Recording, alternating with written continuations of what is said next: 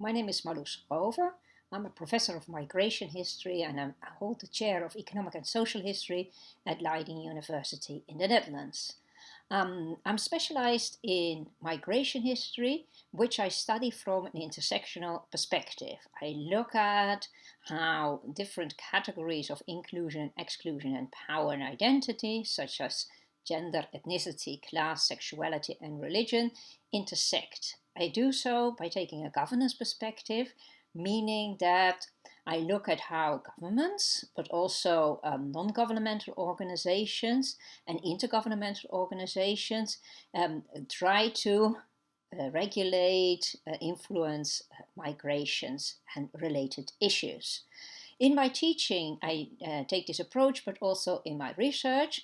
And if you look at this from an historical perspective, you will see that what many politicians, policymakers, journalists advocate currently, it can only be explained by looking at what has happened in the past. You can't understand today's developments, you can't develop policies for the future if you do not understand the past.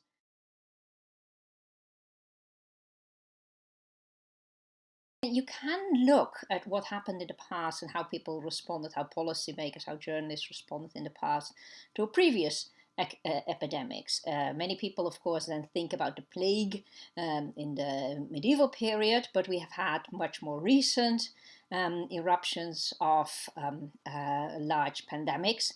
And policymakers also on this occasion developed policies which are not that dissimilar from what is currently advocated. Social distancing, flattening the curve, wearing of masks are all policy measures which were introduced already, for instance, during the Spanish flu in 1918.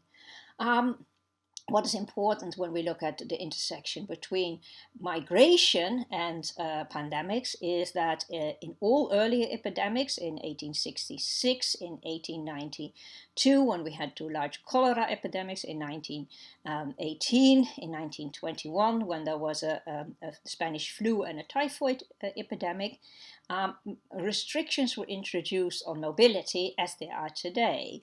And the surprising thing is that many of the restrictions introduced during the pandemics, restrictions on mobility affecting, of course, migrants and non-migrants alike, remained in place for migration afterwards.